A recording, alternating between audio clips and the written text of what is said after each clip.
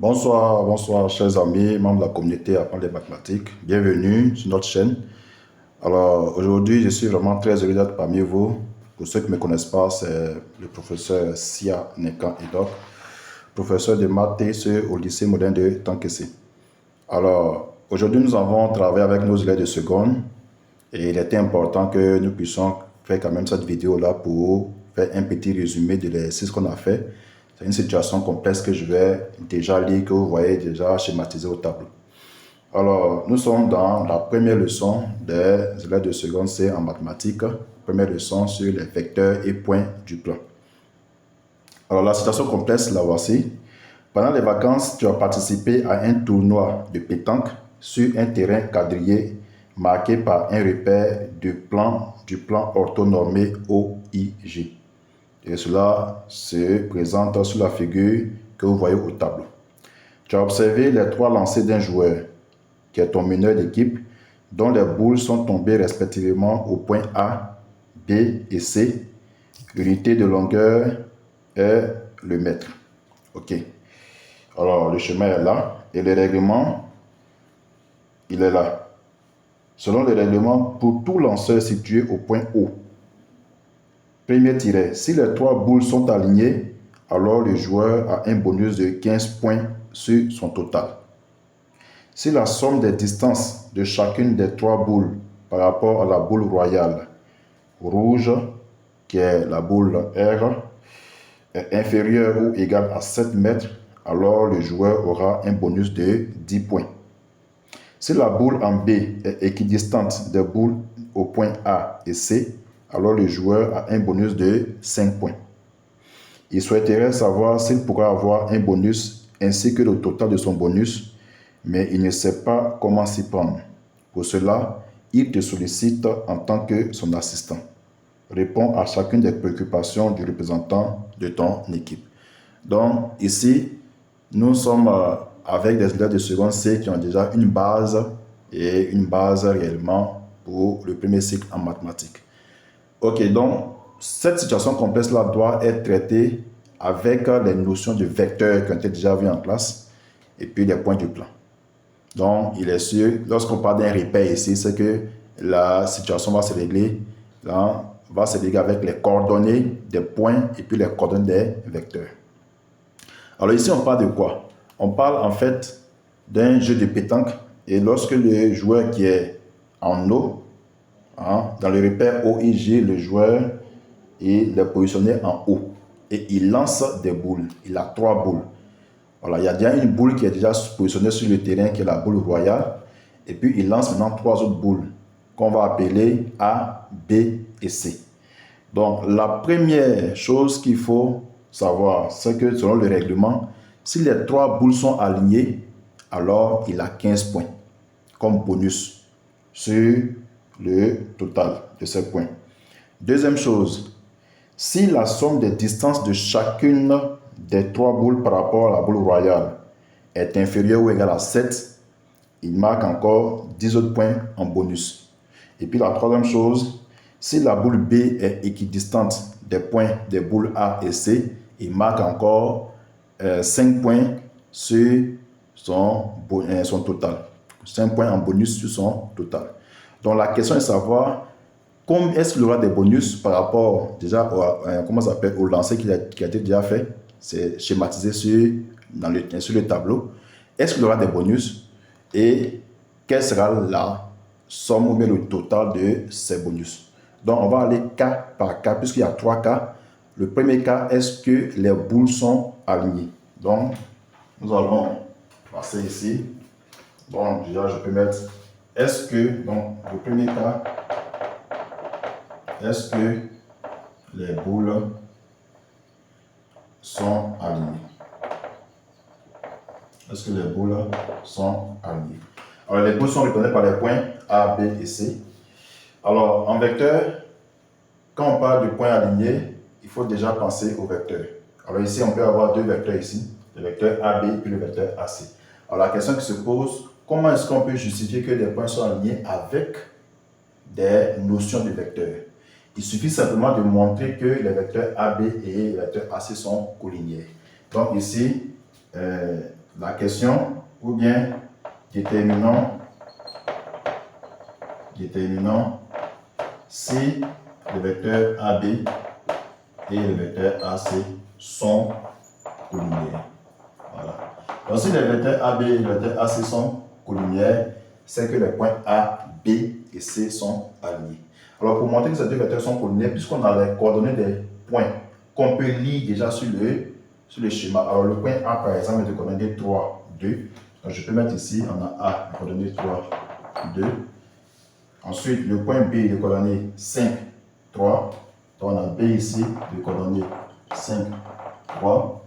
Le point C de coordonnées 7, 4. Donc le point C ici de coordonnées 7, 4. Voilà. On va voir les coordonnées des points. Donc avec ça, on peut calculer les coordonnées des vecteurs. Donc ici on a le vecteur AB. Ce sera des coordonnées quoi? X de B qui est 5, moins X de A qui est 3. Et puis ici Y de B qui est 3, moins Y de A qui est 2. Voilà. Donc ça fait ici le vecteur AB, ça va des coordonnées 5 moins 3, ça fait 2. Puis 3 moins 2, ça fait 1. Donc déjà là, on a les coordonnées du vecteur AB. Ensuite, les coordonnées du vecteur AC. Donc ici le vecteur AC, ça va des coordonnées, alors ici X de C, c'est 7, moins X de A, c'est 3. X de B, Y de B, Y de C plutôt, c'est 4. Moins Y de A, c'est 2. Voilà. Donc, ça fait ici le vecteur AC.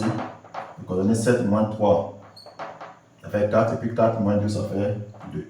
Voici les coordonnées des vecteurs AB et AC. Maintenant, là, je peux calculer. Pour savoir maintenant si les deux vecteurs sont collinéaires, il suffit seulement de déterminer le déterminant de ces deux vecteurs. Donc ici, le déterminant du vecteur AB, des vecteurs AB et AC, voilà, c'est égal à quoi? Donc dès qu'on détermine ce déterminant, on va voir maintenant si ce déterminant est nul ou non nul. S'il est nul, c'est que les deux vecteurs sont collinéaires. S'il est non nul, c'est que les deux vecteurs sont non collinéaires. Donc ici, le vecteur AB, on va mettre le coordonnée vecteur AB ici. Donc c'est 2, 1. Et puis ici, le coordonnée vecteur AC, c'est 4, 2. Donc ça, c'est égal à quoi? Ça fait ici 2 fois 2. 2 fois 2 moins 1 fois 4. Voilà. Donc 2 fois 2, ça fait 4. Moins 4. Et c'est égal à 0. Donc on se rend compte que dès l'instant qu'on met, on arrive à ça. On peut dire que ici,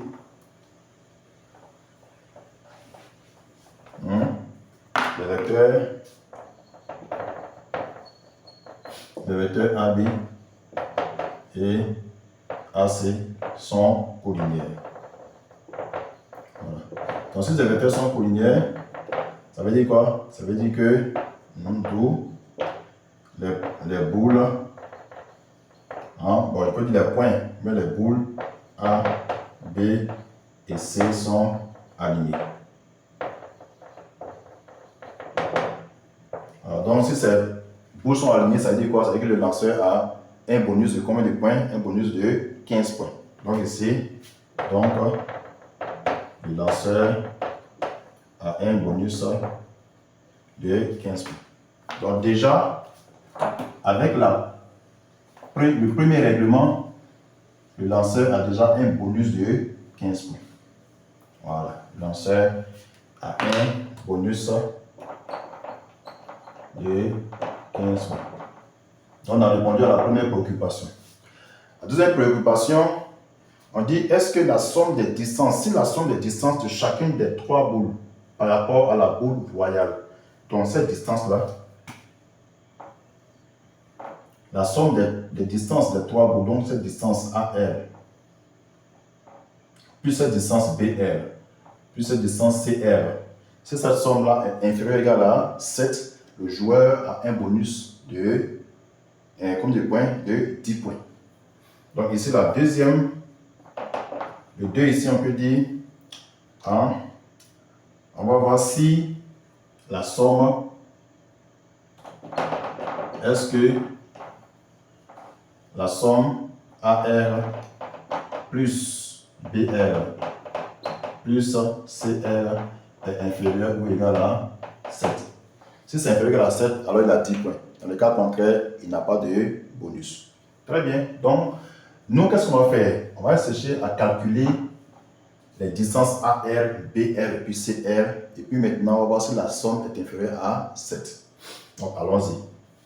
Alors, pour calculer les distances AR, je vais mettre en place le décor. Alors, le décor ici, on a quoi? On sait que si tu as, comment ça s'appelle? Une distance AB, ça va avec ici, alors les coordonnées du vecteur AB, on va l'appeler X et puis Y. Donc ici, la distance AB, c'est égal à la norme du vecteur AB. Voilà. Et ça, c'est égal à quoi? La racine carrée de X carré plus Y carré. Voilà la formule qu'il y a. Donc, il suffit seulement d'avoir les coordonnées du vecteur AB. Je calcule sa norme pour avoir la distance AB. Donc ici, si je calcule les coordonnées du vecteur AR, alors je peux calculer sa norme pour avoir la distance AR. Donc c'est ce qu'on va faire pour toutes les autres distances qui sont là. Donc qu'est-ce qu'on va faire puisqu'on a déjà les coordonnées des points? Donc ici, le vecteur AR sera des coordonnées quoi? X de R. Alors ici, est-ce que j'ai mis les coordonnées des points? Alors voici R qui est là. Alors X de R c'est 5. Alors, je peux dire ça sur le schéma, mais je vais quand même écrire ça ici pour que tout le monde puisse voir. Voilà. Donc ici, le point A sera des coordonnées 3, 2. Voilà. Le point R, bon, d'abord, je prends le point B, des coordonnées 5, 3. Je l'écris par j'avais effacé. Le point C, des coordonnées 7, 4. Et puis le point R, des coordonnées 5, 4. Voilà. Donc si je vais maintenant sur la distance, donc ici, je vais calculer d'abord les coordonnées vecteurs AR. Bon, le vecteur AR est coordonné quoi? X de R qui est 5, moins X de A qui est 3. Et puis ici Y de R qui est 4, moins Y de A qui est 2. Donc ça fait ici quoi? Le vecteur AR de coordonnées 5 moins 3, ça fait 2. Puis 4 moins 2, ça fait ici 2. Dans ce cas ici, qu'est-ce qu'on aura? On aura la distance AR qui sera égale au module, à la norme plutôt du vecteur AR. Et ça, c'est égal à quoi? Racine carrée de 2 au carré plus 2 au carré. Ok? Et ça, c'est égal à quoi? Donc ça, c'est égal à quoi? 4 plus 4, ça fait 8. Et racine carrée de 8, ça fait quoi? Ça fait 2 racine carrée de 2. Ça, c'est un cours de 3 heures, on va avoir une revue là-dessus. Je suppose qu'un élève de seconde, c'est et c'est quand même comment est-ce qu'on fait pour calculer ça. Donc, ça fait c'est 2 racines carrées de 2. Ensuite, pour BR, moi je vais calculer les coordonnées vecteurs BR. Pour les coordonnées vecteurs BR, on a quoi? On a X de B, on a X de R plutôt, qui est 5, moins X de B, qui est 5 aussi. Et puis ici, X, Y de R, qui est 4. Moins Y de B qui est 3. Donc ça fait ici le vecteur BR de coordonnées. 5 moins 5 ça fait 0. 4 moins 1 ça fait 4 moins 3 ça fait 1. Voilà. Ok. Donc on continue ici. Donc qu'est-ce qu'on aura? On aura ici, alors la distance BR sera égale à quoi? À la norme du vecteur BR qui est égal à quoi? Racine carrée de 0 au carré plus 1 au carré, et ça c'est égal à 1. Donc la distance BR est égale à 1. On va maintenant finir avec la distance CR.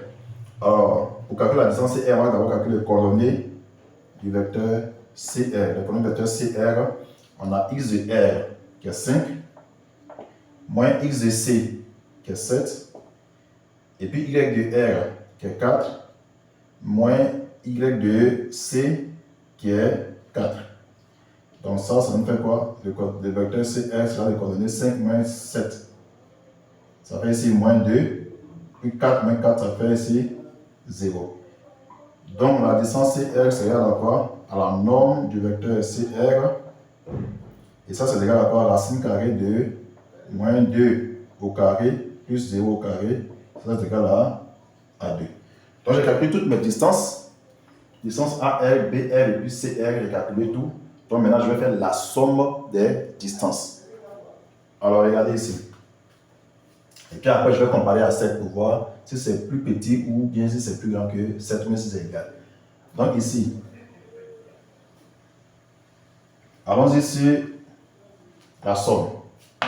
Donc ici, on a AR plus BR plus CR égale à quoi? Alors, AR c'est quoi? 2 racines carrées de 2 plus BR c'est 1 plus CR c'est 2. Donc ça fait quoi ici? Ça fait ici 2 racines carrées de 2 plus 3. Donc ça c'est la somme qui est là. Voilà. Donc on a AR plus BR plus CR égale à 2 racines carrées de 2 plus 3. Maintenant le problème c'est qu'il faut comparer ça avec 7. Donc comparons 2 racines carrées de 2 plus 3 et puis 7 pour voir si c'est plus petit que 7. Alors arrivé ici, c'est un coup de troisième. Normalement, quand tu as maîtrisé les racines carrées en troisième, tu ne dois pas avoir de problème avec ça. Donc qu'est-ce que je vais faire? Ici, je vais essayer de faire d'abord la différence. Ça va? Donc ici la différence, ça fait quoi? On a ici 2 racines carrées de 2 plus 3 moins 7 égale à quoi? Égale à 2 racine carrée de 2 moins 4. Voilà. Et ça, je vais déterminer son signe. Alors pour déterminer le signe, qu'est-ce qu'il faut faire? Il faut comparer ça et puis ça. Donc pour comparer, il faut quoi? Je vais les élever au carré puisqu'il y a une racine carrée dedans. Ça fait ici 2 racines carrées de 2. Le tout au carré égale à quoi? Égale à ici 4 fois 2, ça fait 8. Et puis on a 4 au carré, ça fait 16. Et comment 8 est plus petit que 16, d'où 2 racines carrées de 2, le tout au carré, est plus petit que 4 au carré. Donc ça fait ici 2 racines carrées de 2 est plus petit que 4. Donc 2 racines carrées de 2 moins 4 est plus petit que 0. Si ça c'est plus petit que 0, regardez, ça c'est plus petit que 0, ça veut dire que tout ça est plus petit que 0. Donc ça veut dire quoi? Ça veut dire ici 2 racines carrées de 2 plus 3 moins 7 est plus petit que 0.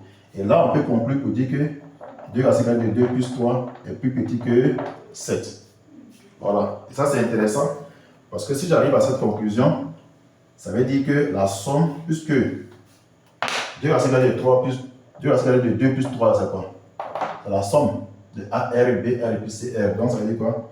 Donc, ça veut dire ici AR plus BR plus CR est inférieur et est strictement inférieur à 7. Donc,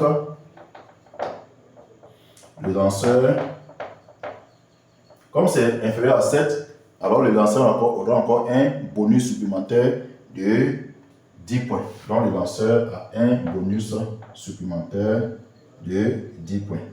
Voilà. Parce que le deuxième élément ici est vérifié. Voilà, de 10 points. De 10 points. On va vérifier maintenant là, le dernier élément. Alors le dernier élément dit quoi? Si la boule en B est équidistante des boules au point A et C, alors le joueur a un bonus de points de 5 points. Donc regardez ici. On va voir si B est équidistant des points A et C, des boules A et C. Donc ici, on sait que les points sont alignés. Ça veut dire que la question est de savoir est-ce que B est le milieu du segment AC. Voilà. C'est la question qui est là. Est-ce que B est le milieu du segment AC? Donc regardez ici. Troisième élément, est-ce que B est milieu du segment AC? Alors pour savoir si B est milieu du segment AC, alors si par exemple on a un point M, milieu du segment AB, voilà. Alors ici, les coordonnées du point M seront quoi? X de A plus X de B sur 2. Et puis ici, Y de A plus Y de B sur 2. Voilà, les coordonnées du milieu d'un segment. On fait la somme des abscisses sur 2 qui donne l'abscisse du milieu. Et puis la somme des ordonnées sur 2 qui donne l'ordonnée du milieu. Donc nous, on va chercher les coordonnées du milieu de AC. On va chercher les coordonnées du milieu de AC. Donc, d'abord, on sait qu'on a B, les coordonnées quoi? 5, 3. Donc, déterminons les coordonnées du milieu du segment AC. Bon, donc ici, là, on sait que A, les coordonnées quoi? A, les coordonnées 3, 2, 3, 2, et puis C, les coordonnées 7, 4. 7, 4. Donc le milieu du segment AC est de coordonnées 2 points. Alors ici, on a x de A plus x de C. Ça va être 3 plus 7 sur 2. Et puis ici, x et y maintenant, de A plus y de C plus 4, ça fait sur 2. Donc ça fait quoi ici? 3 plus 7, ça fait 10 divisé par 2, ça fait 5. Et puis ici, 2 plus 4, ça fait 6 divisé par 2, ça fait 3. Et on se rend compte que les coordonnées du milieu du segment AC sont les coordonnées de B. D'où B, milieu du segment AC. Ça veut dire quoi? B est équidistant des points A et C. Dans ce cas-là, le lanceur au corps, le bonus au niveau du troisième élément, et c'est un bonus de 5 points. Donc je mets ici, donc le lanceur a un bonus de 5 points. Donc, le lanceur a un bonus supplémentaire de 5 points.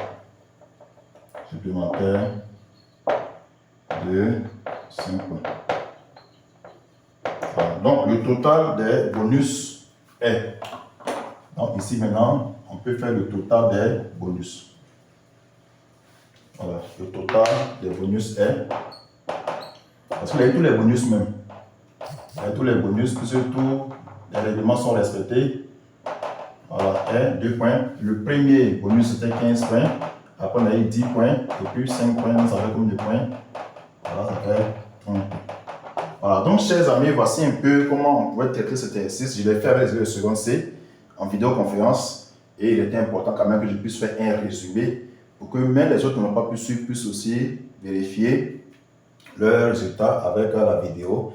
Et partagez vraiment la vidéo, likez, commentez, afin que vraiment tous les élèves de Côte d'Ivoire et partout ailleurs puissent voir comment est-ce que ensemble on peut aider à mieux comprendre les mathématiques. Vraiment, merci, à très bientôt et on se reverra pour d'autres exercices et d'autres résumés. Merci bien.